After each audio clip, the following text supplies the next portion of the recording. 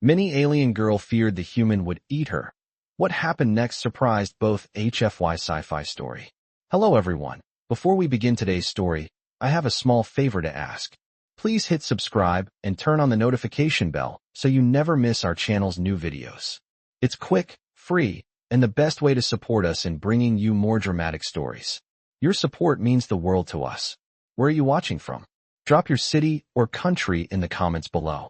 Thank you very much. Now, let's dive into today's story. Imagine being stranded on a distant, frozen planet, alone, with nothing but the freezing winds and the endless, barren landscape. This is where our story begins. John, an astronaut with years of experience, had crash-landed on an alien world after a catastrophic system failure on his ship. His supplies were limited, his communication systems were dead, and his only hope was to survive long enough to find a way off this desolate rock. But he wasn't alone. Somewhere on this planet, hidden beneath the snow and ice, something, or someone, was watching him.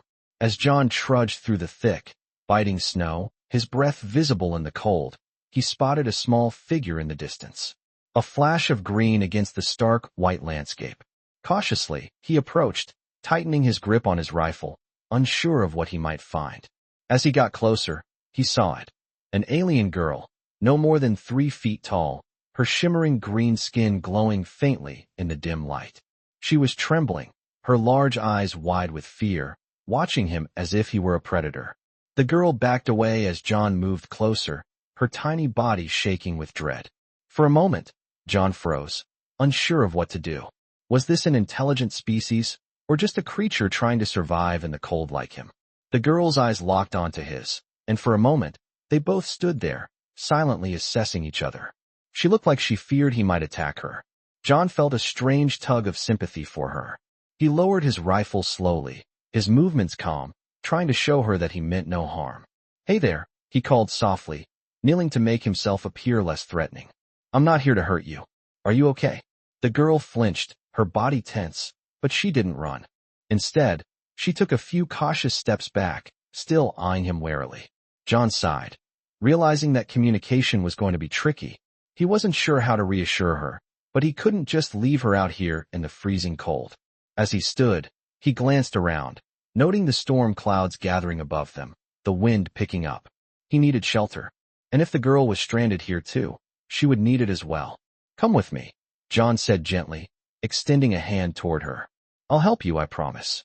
The girl stared at his hand, then slowly, as if unsure of his intentions, took a hesitant step forward. The trust was tentative, fragile, but it was a start.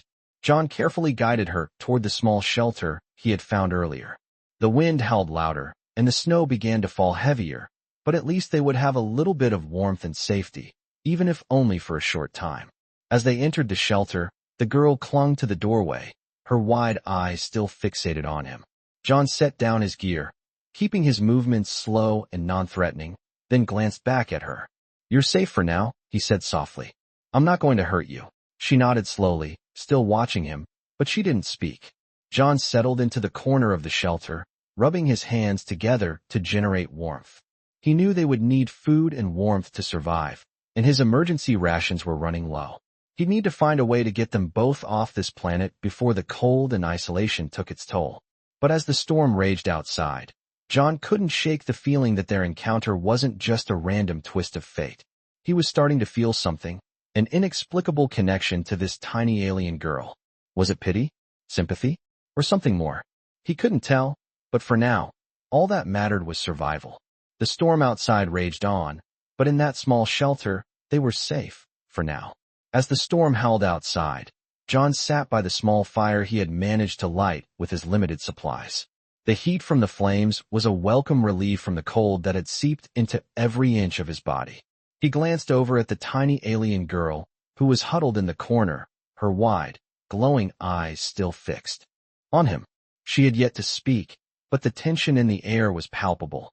John knew that she was scared, and though he didn't fully understand why, he had to admit that he was starting to feel a strange connection to her. Maybe it was the isolation of the planet, or maybe it was just the fact that he had no one else to talk to. But something about this encounter felt more than just a chance meeting. He cleared his throat, trying to break the silence. "You're not going to freeze in here," he said softly, his voice low and reassuring. "But we'll need to find more supplies soon."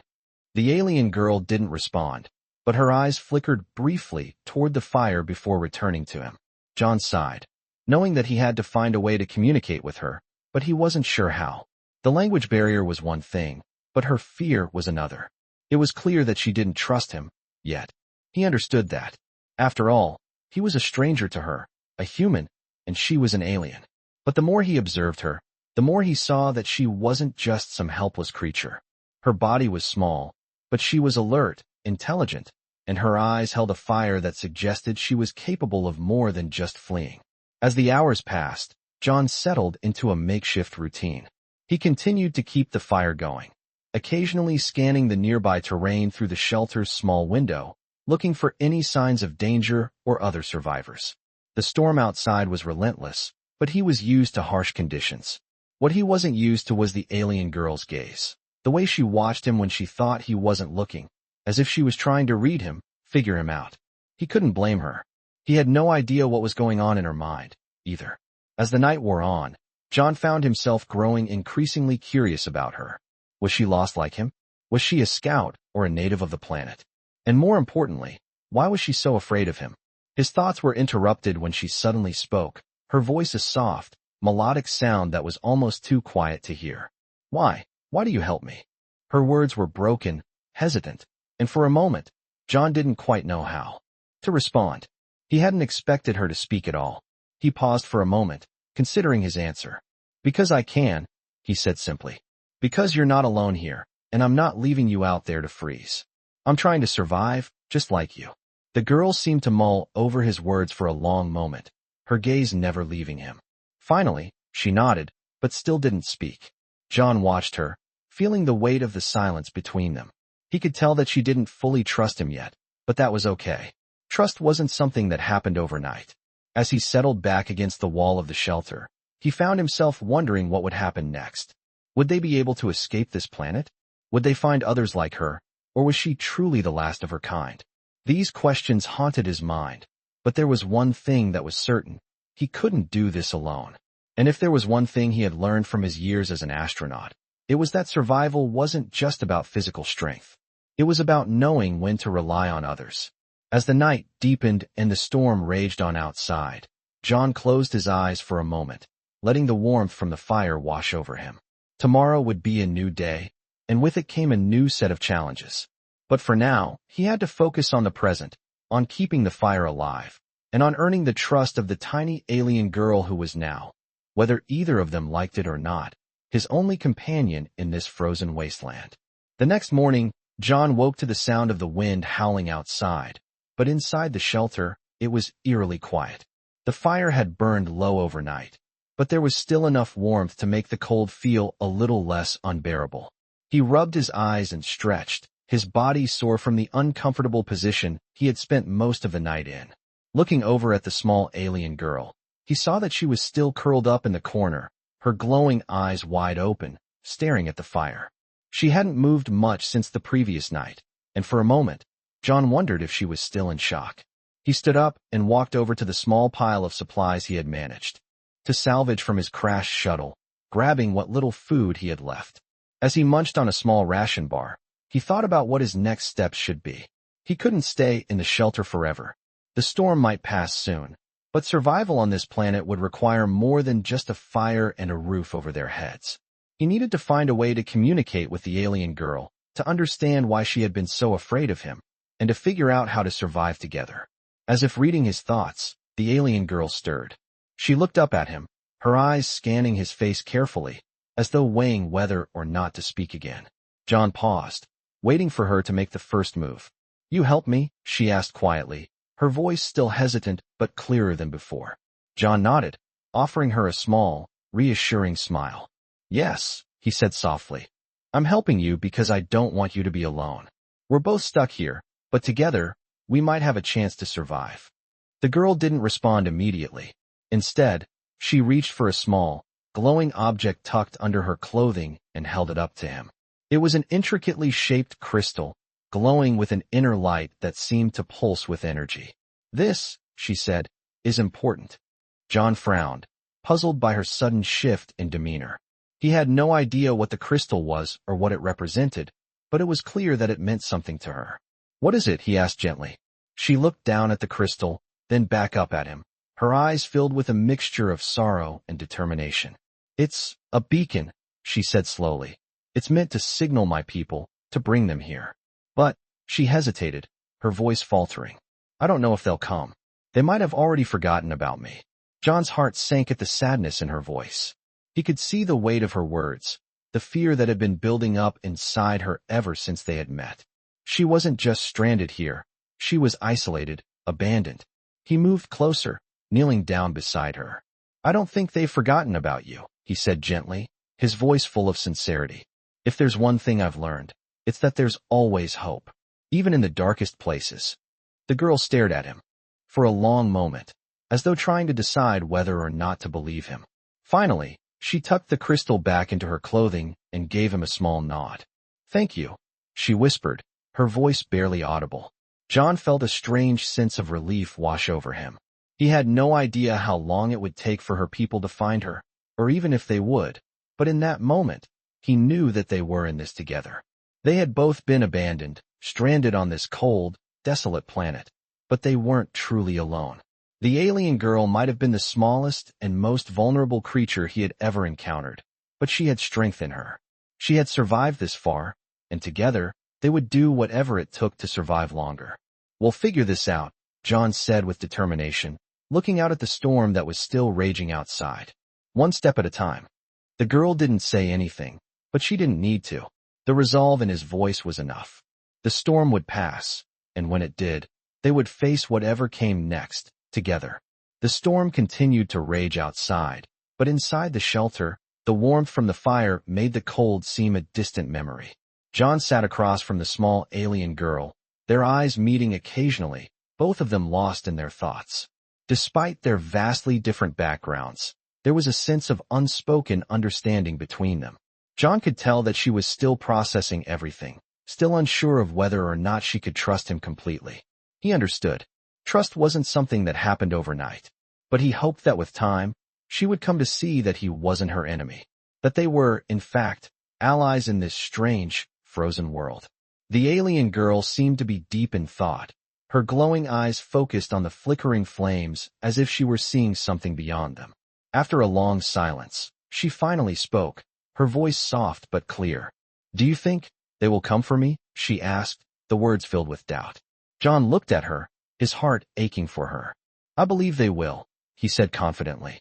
"If there's one thing I know for sure, it's that people don't forget those they care about. Your people will come." She didn't respond immediately, but he saw her nod slowly, as if trying to convince herself. She was afraid, and he understood that fear. He had seen it in his own eyes when he realized he might never make it off this planet. But they had to keep going, one step at a time. As the day wore on, the storm outside began to subside, the howling winds turning into a soft, persistent drizzle. John knew that they couldn't stay in the shelter forever. They needed to find more supplies, to keep moving, to stay alive. He couldn't let the alien girl down. She had trusted him, and he wasn't about to break that trust. "We need to go out and find more resources," John said, breaking the silence. "I'll keep you safe. We'll make it through this." The alien girl looked up at him, her eyes still full of uncertainty, but there was a flicker of hope there too. "I'll go with you," she said quietly, her voice more determined now. John stood up, stretching his sore limbs. He could feel the weight of the responsibility on his shoulders, but he was ready. They couldn't afford to wait any longer. He grabbed his equipment and began to gather what little he had left. "Let's move out," he said, looking back at her. "We're not alone in this anymore." They stepped out of the shelter, the cold air hitting them immediately, but the storm had mostly passed. The landscape outside was eerily quiet, the snow still falling lightly around them. John scanned the area, his tactical gear flashing with information, while the alien girl stayed close by, her small form almost hidden in the snow. As they moved forward, John couldn't help but glance at her every now and then. She was small, but she had a certain grace to her, a strength that he hadn't noticed before. She had been alone for who knew how long, but she had survived.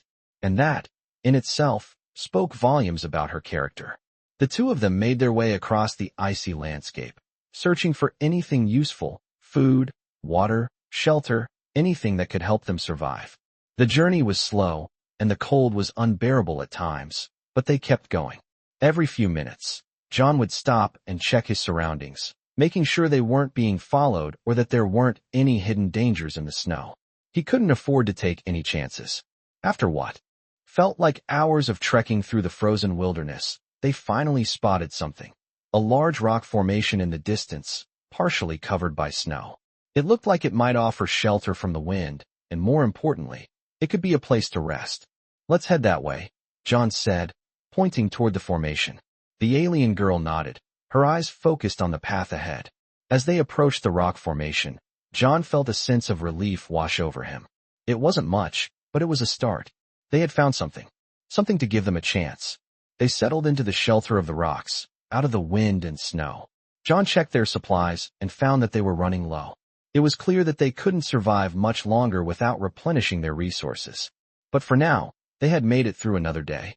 "We'll figure this out," John said softly, looking at the alien girl. "One step at a time." She didn't say anything in response, but John saw a flicker of gratitude in her eyes. In that moment, he knew they were in this together. No matter what happened next, they would face it side by side. The following days were a blur of endless snow, freezing winds, and silence that stretched over the desolate planet like a heavy blanket. John and the alien girl, whom he had begun to think of simply as Lira, trudged through the harsh landscape, moving from one small shelter to another, trying to gather enough supplies to survive. Lira had grown more comfortable with him, though she still remained quiet, her bright eyes always watching him with a mixture of curiosity and caution. It was clear that she had been through a lot, and though she didn't speak of her past, her actions told a story of survival, of resilience in the face of overwhelming odds. As they trekked through the frozen tundra one afternoon, Lira suddenly stopped, her eyes focused on something in the distance. John followed her gaze and squinted against the light, spotting a small, strange structure partially buried in the snow. It looked almost like a small temple, its walls made of stone, worn down by years of exposure to the harsh conditions. "What is that?" John muttered, more to himself than to Lira, but she heard him nonetheless. She hesitated for a moment, her eyes darting between the structure and him, before finally speaking. "It's a place of my people," she said softly, her voice quiet but steady. "A sanctuary, a refuge for those who are lost." John's heart raced at the implication of her words. A place of her people, here on this planet? It could mean that others like her were nearby, that help was within reach. But the doubt crept in too. Had her people really come for her, or had they left her behind long ago? He didn't know what to believe, but he had to take the chance. "Let's check it out," he said, making up his mind. Lira nodded, though her expression was unreadable, and they both began making their way toward the structure. The closer they got, the more John could see the intricate carvings that lined the walls, symbols he didn't recognize but knew were important. Lira walked up to the entrance, her movements cautious, as if she were unsure of what she might find.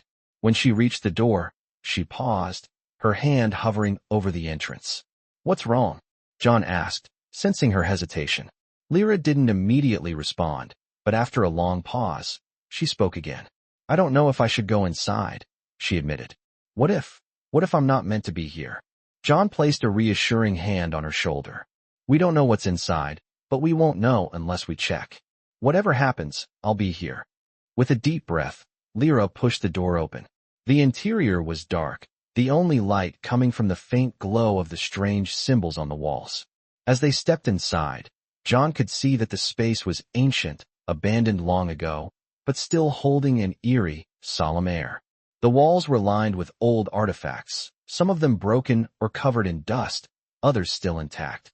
In the center of the room was a pedestal, and on top of it, a small, glowing stone. Lyra's eyes locked onto the stone, and she stepped forward, her hand trembling as she reached for it. This is what I was searching for," she whispered, her voice filled with awe. John watched in silence as she picked up the stone, her fingers brushing its surface. For a moment, nothing happened. But then, the symbols on the walls flickered, and the air around them seemed to hum with energy. The room suddenly felt alive, as if the stone had awakened something deep within the walls. "What's happening?" John asked, his voice tense, as he took a step back, unsure of what they had triggered. Lyra's face was a mixture of shock and wonder. "I don't know," she said quietly, holding the stone close to her chest. "But it feels right, like it's calling to me." As she spoke, the stone began to glow brighter, the light filling the room until it was almost blinding. John shielded his eyes, his heart pounding in his chest. What was going on? Was this the moment they had been waiting for, or was it just another dangerous trap on a planet that seemed bent on testing their survival? The light grew more intense, and then, just as suddenly as it had started, it stopped. The room fell silent again, the glow fading from the stone. Lira was still holding it tightly, her face pale but filled with an undeniable sense of peace. I think they are coming," she said softly, her voice barely above a whisper. "My people, they're coming for me." John looked at her, unsure of how to react. Was this it? Had they really found a way off this desolate world? Or was this just another false hope, a cruel trick played by the planet itself? He didn't know, but in that moment, as he watched Lira stand there, the stone glowing faintly in her hands, he realized that hope was a powerful thing. And sometimes, that was all they needed to survive. The silence in the chamber was deafening as Lira stood frozen, the glowing stone in her hands pulsing softly with a faint light. John could feel the tension in the air, thick and almost tangible. What had just happened? What did the stone's light mean? Was it a signal? Was it calling out for help? The weight of the moment hung heavy between them, both of them unsure of what to do next. "Lira, are you okay?" John asked, his voice steady, but he could hear the underlying concern. She looked up at him, her eyes wide with wonder and fear, as if she had just come out of a trance. I think they're coming," she whispered, her voice barely audible. "I can feel it. My people, they know I'm here." John stepped closer, his heart racing at the thought. Her people, had they been searching for her all this time? He couldn't help but feel a sense of hope stirring within him. This could be it. They could finally get off this forsaken planet. But a part of him couldn't shake the feeling that it was too good to be true. "How do you know?" he asked, kneeling down to her level, trying to understand what she was feeling. "I can feel the connection," Lira replied softly. "This stone. It is a beacon, a signal, and now they know. They're coming." She looked down at the stone in her hands again, her fingers gently tracing its surface. "But it's been so long," she added quietly. "I don't know if they'll get here in time." Her voice cracked slightly, as if the weight of her own words had just hit her. John could see the vulnerability in her eyes, the fear that no one would come, that she had been abandoned. It was a fear he understood all too well. "Lira, we've been through so much," he said, his voice firm yet comforting. "I believe them. I believe they'll come. You're not alone anymore. I'm here with you, and I'm not going anywhere." She looked up at him, her eyes searching his face, and for the first time, she smiled. A small, tentative smile, but a smile nonetheless. It was the first time since they had met that John felt like maybe, just maybe, things were going to be okay. The moment was interrupted by a distant rumble, a low, almost imperceptible vibration that seemed to shake the very ground beneath their feet. John's heart skipped a beat. Was this it? Were they finally being rescued? But then, as quickly as it had come, the rumble stopped, leaving only the quiet hum of the alien stone in Lyra's hands. "What was that?" John asked, standing up quickly and scanning the surroundings. Lyra's expression had shifted again, this time to one of confusion and caution. "I don't know," she said, her voice steady but unsure. "It could be them, but it's hard to tell." John frowned, instinctively reaching for his gear. "We need to move, just in case," he said, the weight of the situation settling back on his shoulders. They couldn't afford to sit and wait, not with so many unknowns still lingering around them. They had to prepare for anything. As they exited the structure, the winds had picked up again, but it wasn't as fierce as it had been. The storm was dissipating, and the faintest glimmer of sunlight was beginning to break through the thick clouds. It was a small sign of hope, but it was enough to fuel their determination. John and Lira made their way to the edge of the rocky formation, carefully scanning the horizon for any sign of movement. The desolate landscape stretched out before them, snow and ice covering every inch of the ground, but something in the air had shifted. John could feel it, The change, the possibility that something was about to happen. And then, in the distance, just barely visible through the snow, he saw it. A shadow, large and moving fast. His heart raced as he turned to Lira, whose eyes were locked onto the same figure. "Do you see that?" he asked, his voice rising with excitement. Lira nodded, her face a mixture of disbelief and hope. "It's them," she said, her voice trembling. "They're here." John's pulse quickened as he scanned the figure in the distance. It was getting closer, and he could see now that it wasn't just one. There were many, a whole group of them, moving swiftly toward their position. "They're coming," John said, a smile spreading across his face. "They're really coming." Lyra's eyes filled with tears as she watched the approaching figures, the light from the stone still glowing faintly in her hands. She had been waiting for this moment for so long, and now, it was finally happening. Her people were here, and they were coming for her. And for the first time since crash landing on this icy world, John felt a sense of relief wash over him. They weren't alone anymore. The distant figures drew closer, their shapes becoming more defined in the dimming light. And John knew that no matter what happened next, they had made it. They had survived, and they were going to be okay. The distant figures drew closer, and John could see them more clearly now. Tall, with broad frames and skin that shimmered with an iridescent hue, much like Lyra's, though their colors were darker, more muted in the dimming light. They were moving quickly, with purpose, and John could see the determination in their stride. His heart raced as he looked at Lira, whose eyes were filled with awe and relief. She was trembling, her small body stiff with anticipation. This was it, the moment she had waited for. Her people were here. John stood beside her, watching as the group approached. He could feel the change in the air, the tension, the excitement. It was as if the very planet itself had held its breath, waiting for this reunion. The wind had died down, leaving only the soft crunch of snow underfoot as the group of alien figures drew nearer. There were at least 6 of them, their movements fluid and synchronized, as if they had been trained for this moment. They stopped a few yards away, their eyes now locked onto Lira, their expressions unreadable. Lira stepped forward, the glowing stone still clasped tightly in her hands. She raised it slowly, holding it out toward them, her voice soft but filled with emotion. "I knew you would come," she said, her words trembling in the cold air.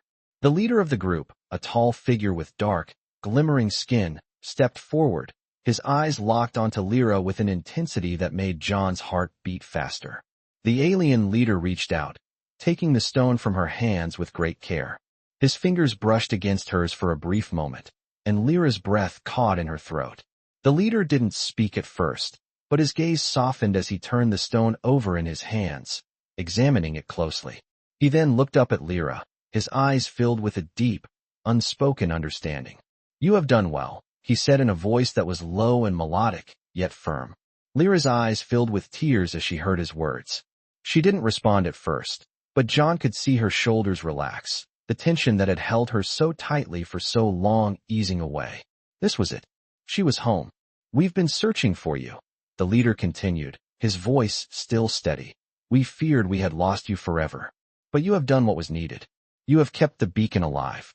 Lira nodded, her voice breaking as she whispered, "I never thought I would see you again." The leader's expression softened further, and he stepped closer to Lira, placing a hand on her shoulder. "You are our hope," he said gently, "and now, it is time to return."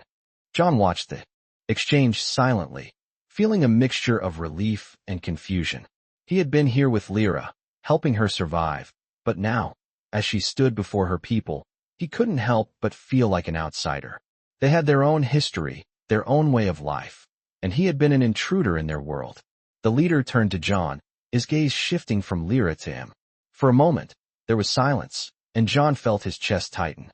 He didn't know what the alien leader would say, but he prepared himself for whatever came next.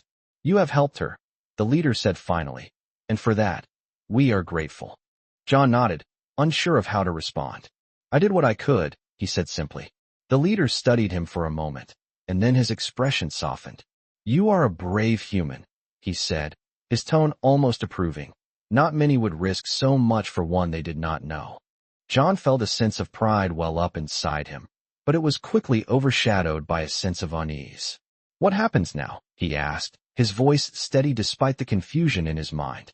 The leader turned back to Lira, his eyes locking with hers. Now, we take you home, he said. We take you back to where you belong. Lyra's eyes shimmered with unshed tears as she looked at John, her expression full of gratitude and something more, something deeper. Thank you, she whispered, for everything. John gave her a small, reassuring smile, though his heart was heavy. He knew this was the end of their journey together, but he also knew that he had done something important. He had helped her survive, and in doing so, he had given her the chance to return to her people, to find the home she had lost. The leader and his group began to move, and Lira followed them, her steps slow but steady. As she walked away, she glanced back at John one last time, her eyes meeting his. For a brief moment, their gazes locked, and in that moment, John knew that she would be okay. She was going home. He watched as they disappeared into the distance, and for the first time since his crash, he didn't feel completely alone. The winds had calmed, the storm had passed, and though the planet remained cold and barren, John knew that he had helped someone find their way home. And that, he realized, was enough. As the last of Lyra's people disappeared into the distance, John stood there, watching the small group move across the frozen landscape, his heart heavy with a mix of emotions. He had come to this planet alone, a crash survivor, with no hope of rescue, and in the end, he had helped someone find their way home. For a brief moment, he felt a sense of peace settle over him, but that peace was quickly replaced by the stark reality of his situation. Lira was gone, and he was still stranded here, alone in the harsh, alien world. The rescue had been a fleeting glimpse of hope, a reminder of what he had once believed was possible. But now, with her departure, the planet felt colder than ever. He turned and began to make his way back to the shelter they had used, his boots crunching in the snow with each step. The storm had passed, leaving behind a thick layer of snow and ice that sparkled under the weak light of the distant sun. The air was still cold, but the winds had calmed, and the oppressive silence that had once surrounded him now felt more like an old, familiar companion. As he reached the shelter, John took a deep breath and stepped inside, his body exhausted from the journey and the emotional weight of the past few days. He sat down on the cold, hard ground and leaned back against the wall, closing his eyes for a moment. He couldn't shake the feeling that something was missing, that the world around him was incomplete. He had helped Lira, and in doing so, he had found purpose again, but now, with her gone, he was left with the same questions that had haunted him since the crash. Would anyone come for him? Would he ever leave this place? Or was he doomed to remain stranded here forever? The thought gnawed at him, pulling at the edges of his resolve.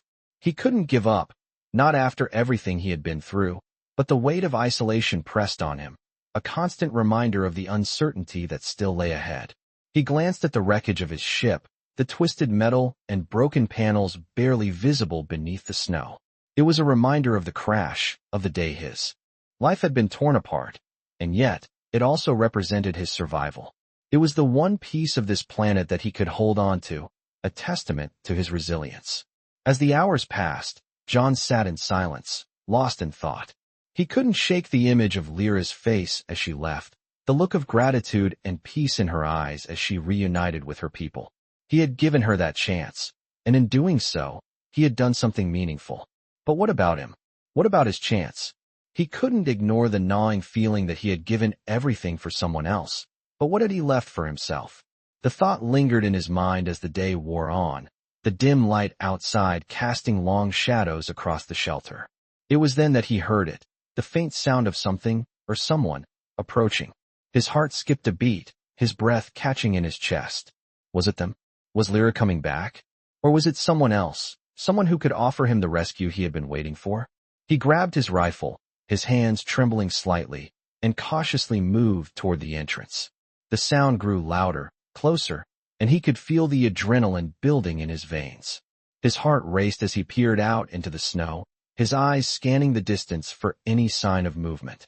Then, he saw it, another figure, small, but unmistakably human, moving through the snow toward him. John's heart pounded in his chest, his mind racing. Who was this person? Had they been sent by Lyra's people, or was this another lost soul, stranded just like him? He quickly stepped outside, his breath freezing in the cold air as he moved toward the approaching figure. As he drew closer, the person came into full view, and John's eyes widened in disbelief. It was another human, dressed in survival gear, just like him. The man looked exhausted, his face pale and worn, but there was no mistaking it. He was human. "Hey," John called out, his voice hoarse from disuse. The man stopped in his tracks, looking up at him with wide eyes, as if unsure of what to make of the sudden appearance of another person. For a moment, there was silence, and then the man spoke, his voice shaky but filled with relief. "Are you real?" he asked, taking a step forward. "I thought I was the only one left." John's heart skipped again, but this time it wasn't from fear, it was from hope. For the first time in what felt like forever, he wasn't alone. There was another human on this planet, someone who had survived just like him. Maybe, just maybe, there was a way out after all. John stood frozen for a moment, his mind racing as the man before him took a cautious step forward, eyes still wide with disbelief. "Are you real?" the man asked again, his voice shaky, filled with the relief of someone who thought they were the last person left on the planet. John's chest tightened, a flood of emotions rushing through him. For so long, he had been alone, isolated on this cold, unforgiving world. But now, standing before him, was someone who had somehow survived just as he had. He opened his mouth, but for a moment, no words came out. It was hard to believe, even now, that another human being was here. After what felt like an eternity, he finally spoke, his voice hoarse. "Yeah," he said, the single word thick with emotion, "I'm real." The man took another step forward, his eyes still scanning John like he was a mirage, something too good to be true. "How long have you been here?" he asked, his voice trembling as he looked at the wreckage of John's shuttle, then at John himself. "I've been here for months," John replied, trying to steady his breath. "Crashed. Alone. Until, well, I found someone." He gestured toward the now empty landscape where Lira's people had disappeared, the beacon stones still glowing faintly in the distance. The man looked back toward where John had pointed, his expression a mixture of confusion and hope. "You're telling me there are others?" "Not just you," John nodded, still in disbelief himself. "Yeah, I helped them," he said. "I helped one of them get back to her people. She had been stranded too." The man seemed to take a moment to process this, his face a portrait of exhaustion. "I've been wandering these snow-covered plains, thinking I was the only one," he muttered, more to himself than to John. "I thought I had lost everyone." The weight of the man's words settled between them, and for the first time, John realized just how much both of them had been suffering. Not just from the harsh conditions, but from the isolation. The man was just like him, lost, alone, waiting for something, anything, to change. John exhaled slowly, taking a moment before speaking again. "What's your name?" he asked, offering his hand. The man hesitated for only a moment before taking it firmly, his grip strong despite his weariness. "David," he said simply, his eyes searching John's face. "David Dawson." "John," John replied, a faint smile tugging at his lips. "John Hughes." There was a long pause, neither of them sure of what to say next. Finally, David broke the silence. "Do you think there's a way off this planet?" he asked, his voice quiet, almost hesitant. John considered the question, his eyes drifting toward the distant horizon where the faint silhouette of Lira's group had vanished. The stone beacon still glowed, though it was barely visible now. He didn't know what to say. He had helped Lira escape, but he wasn't sure what that meant for his own fate. "I don't know," John admitted. "But I'm not giving up. Not now. Not after everything." David nodded slowly, his eyes reflecting the same determination that John felt deep in his bones. "Yeah," David said, his voice stronger now. "Me neither." They stood there for a moment, the cold wind beginning to pick up again, but it wasn't as biting as it had been before. Together, they turned toward the wreckage of John's shuttle, knowing that their journey was far from over. They still had a long way to go, but for the first time in a long while, they weren't facing it alone. The world around them was still cold, still harsh, and still uncertain, but there was a flicker of hope now.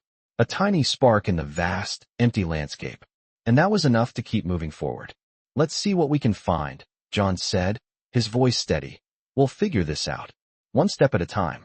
David nodded, and together, they began to walk, side by side, knowing that whatever the future held, they had each other. And maybe, just maybe, that was all they needed to survive.